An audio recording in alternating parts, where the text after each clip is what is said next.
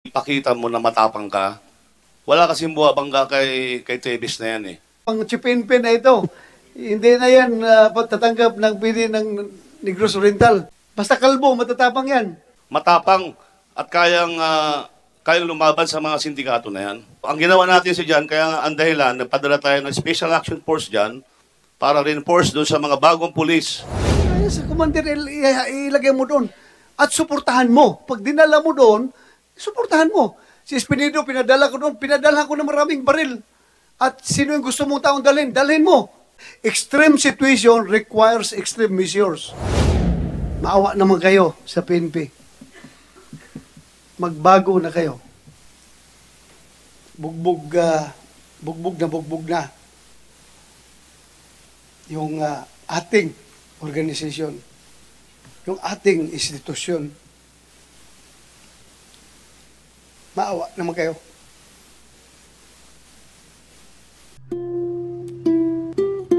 Ngayon, lahat ng galamay na sir, andun pa rin ngayon. Akala ko tinanggal na yung mga pulis doon.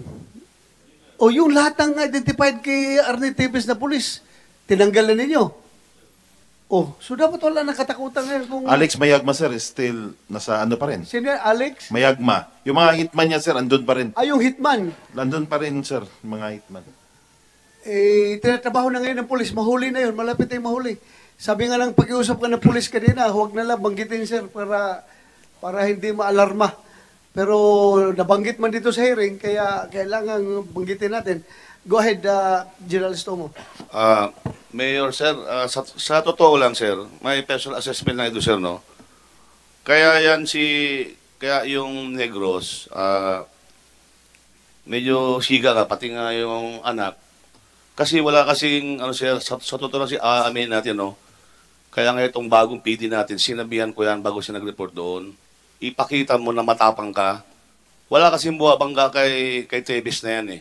Sa totoo lang, sir, yan ang dahilan bakit yung mga tao, takot sila kasi yung mga official natin, medyo, kaya ako sir ngayon, I will suggest to the Chief PNP, lahat ng ilalagay natin dyan, mga station commander, mga battalion commander, or yung PD, dapat matapang at kayang banggain yung mga sindikato na yan. At Yan I suggest. Kasi useless, maglagay tayo ng mga nalagay ng pulis, mga talawa naman. Ang kailangan, sir, isa sa requirement sa Negros, henceforth, matapang at kayang lumaban sa mga sindikato na yan. Pwede ba? Yun yung suggestion ko sa Mayor. Huwag ka mag-alala, oo. Pwede ba ikaw ang DCO ngayon, di ba? Yes, sir. You are DCO.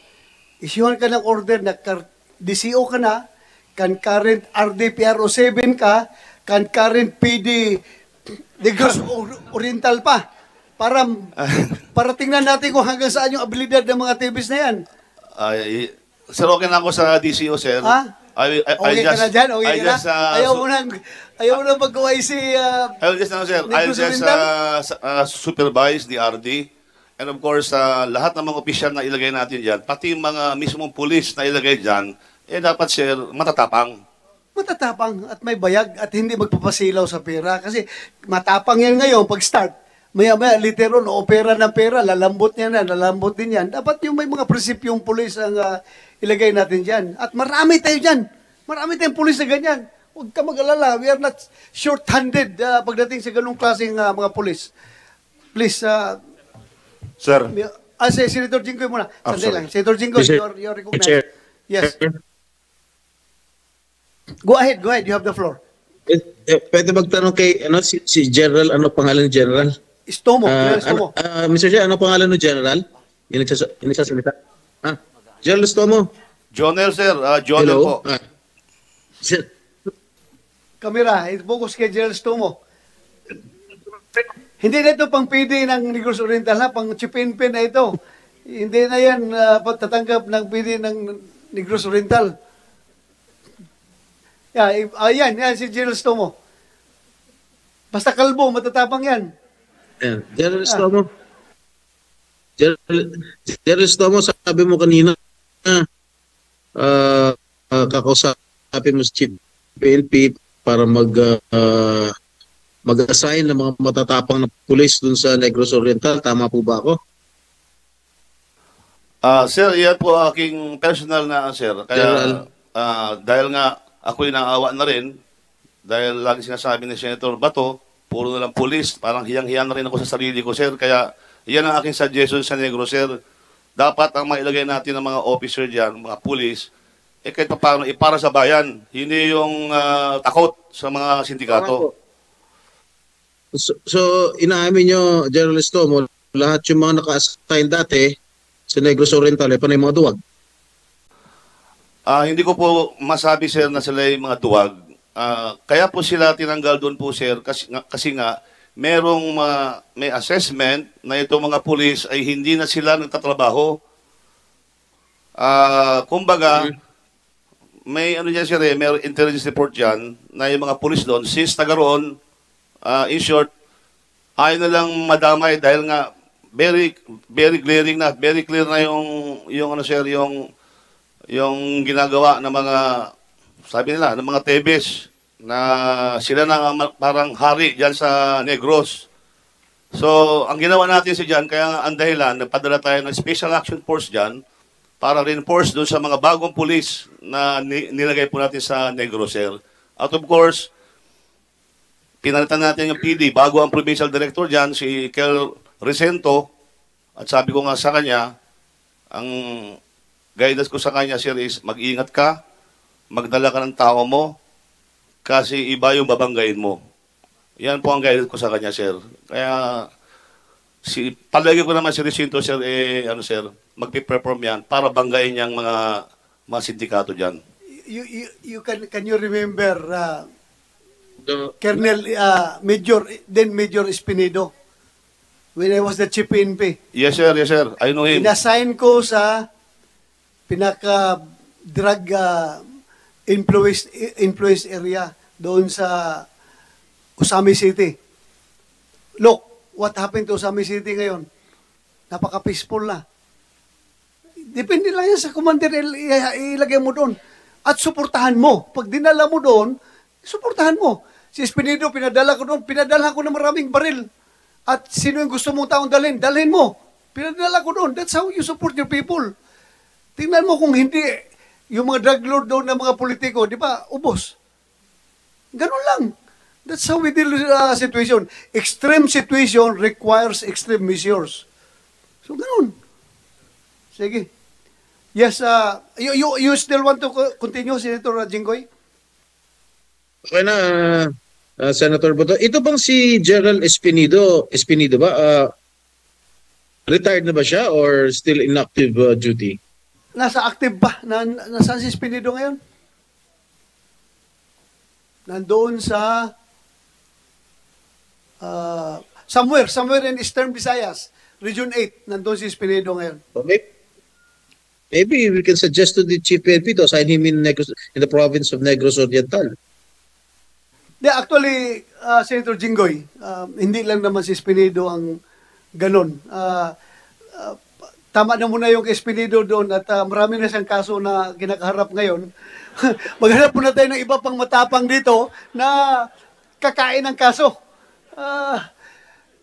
Naawa rin ako kay Espinedo. Kaliwa kanan ang kaso na hinaharap niya ngayon. Kaya alam ko marami pang mas matapang kay Espinedo dito na mga colonel, mga major natin. It's about, walang, lagay mo doon, suportahan mo. Ganun dapat gawin nyo. Yun lang, Senator Jinggoy. And balikan ko itong ating mga kapulisan. Hindi lang sa inyo ngayon na nandito sa harapan ko, sa lahat ng pulis ngayon sa buong Pilipinas na nagbumonitor ngayon. Maawa naman kayo sa PNP. Magbago na kayo.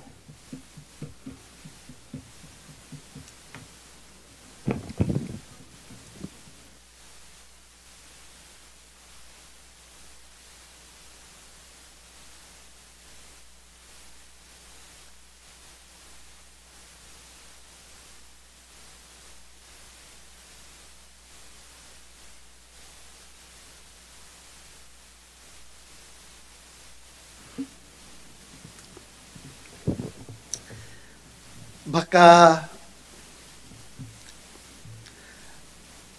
akala ninyo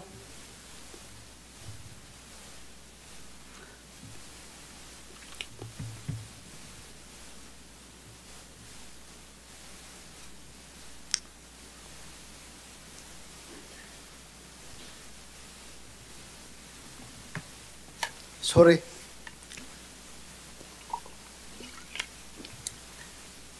Baka akala ninyo masaya ako sa aking kinaroroonan ngayon.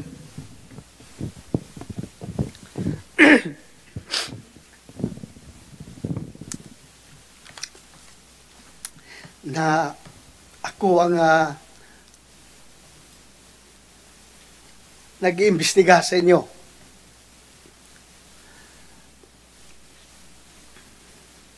Alam nyo,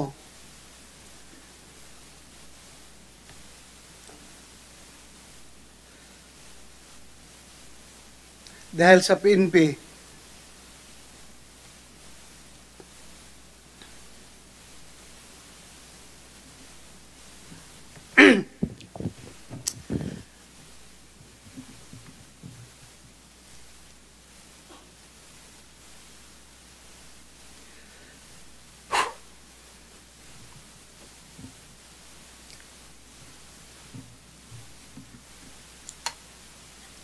pasensya na, sorry.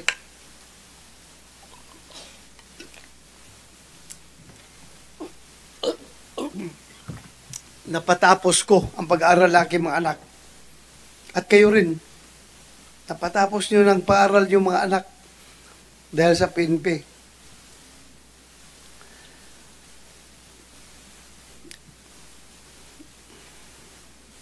Naging senador ako dahil sa PNP. Kaya dapat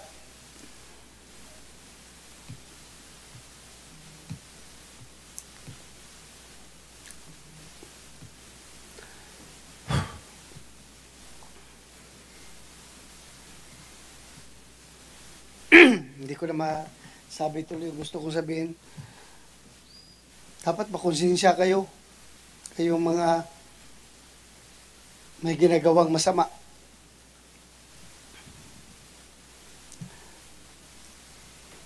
Bugbog na yung ating organisasyon, yung ating institusyon. Maawa naman kayo.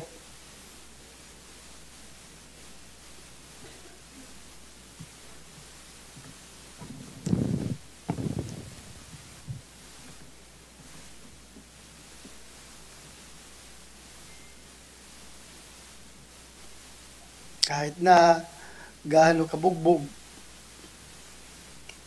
still, the institution remains. People come and go. Officers come and go. Commanders come and go. But the PNP remains. At sana, sa pag-iwan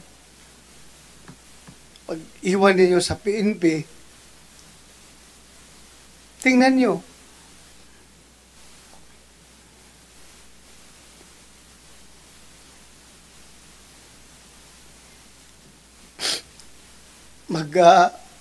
pasalamat kayo. Thank you, PNP.